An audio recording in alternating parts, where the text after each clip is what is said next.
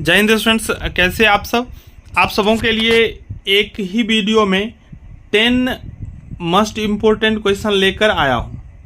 10 MVVI question. ये 10 question कम से कम आप जरूर प्रिपरेशन कर लें।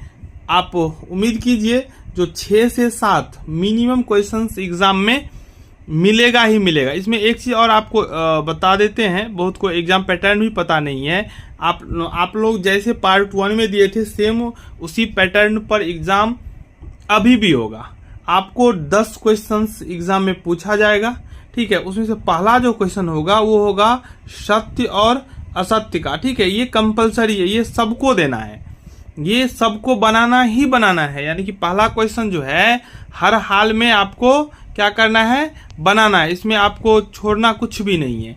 उसके बाद जो 2 से लेकर 10 तक क्वेश्चन होगा 9, उस 9 में से कोई 4 आपको बनाना है। उसमें से आप दूसरा बनाएं या 10वां बनाएं, 8वां बनाएं या तीसरा बनाएं, कोई फर्क नहीं पड़ता है। बस उस प्रश्न का सीरियल नंबर लिखकर आपको आंसर राइट करना है। कुछ और टेंशन लेने की जरूरत नहीं कि पहला जो क्वेश्चन होगा वो कंपलसरी होगा, वो आपको हर हाल में उसका उत्तर देना ही होगा। तो ये आपको समझ में आ गया होगा।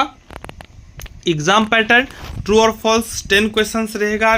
प्रत्येक क्वेश्चन 2 मार्क का होगा, यानी कि कुल 20 अंक का हो गया, ठीक है। तो चलिए 10 मस्ट इंपोर्टेंट क्वेश्चंस देख लेते हैं क्या क्या हो सकता है। और उसके बाद इन 10 में पहला का तो हम एक्सप्लेनेशन कर चुके हैं, बच गया 9, वो भी हम बहुत जल्द कर देंगे।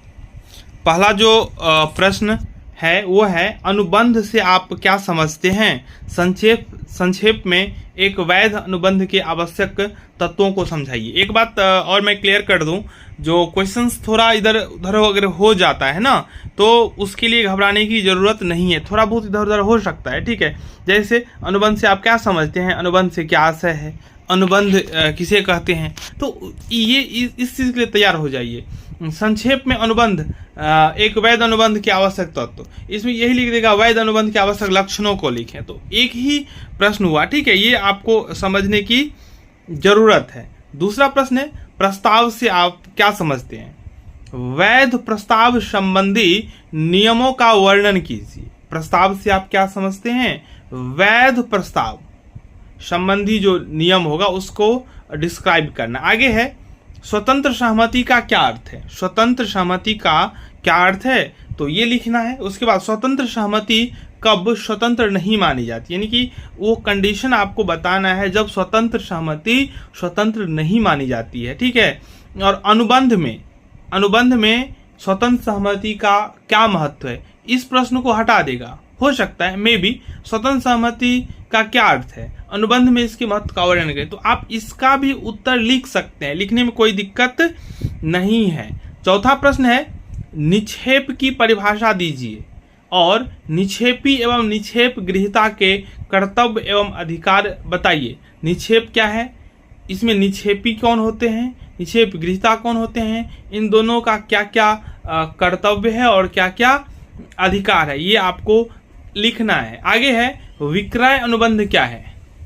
विक्रय अनुबंध के लक्षण का वर्णन कीजिए। विक्रय अनुबंध क्या है, विक्रय अनुबंध के लक्षणों का वर्णन कीजिए। अगर आप लोगों को अच्छा लगता हो तो जरूर चैनल को सब्सक्राइब कर लीजिएगा और इसे अपने फ्रेंड्स तक शेयर भी कीजिएगा।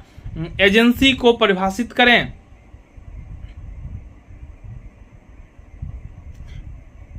एजेंटों के प्रकारों का वर्णन करना है और उन विभिन्न रीतियों का वर्णन करना है जिनसे एजेंसी स्थापित होती है। देखिए यहाँ पे दोनों क्वेश्चन सेम हो गया। विक्रय अनुबंध क्या है, विक्रय अनुबंध के लक्षण, विक्रय अनुबंध से आप क्या इनकी विशेषताओं को वर्णन करें। विक्रय और विक्रय के समझौते में क्या आता है, दोनों क्वेश्चन को आप एक ही मान के चलिए, ठीक है। चलिए एक क्वेश्चन हम और इसमें बढ़ा देंगे। 8वां प्रश्न है प्रतिफल की परिभाषा दीजिए। प्रतिफल की परिभाषा दीजिए। प्रतिफल के बिना सभी ठहराव व्यर्थ होते हैं। ये देखिए एक ट्रू और फॉल्स का क्वेश्चन यहाँ हो गया। प्रतिफल के अभाव में जितने भी समझौता होते हैं ना, सब व्यर्थ होते हैं, ये सत्य बात है।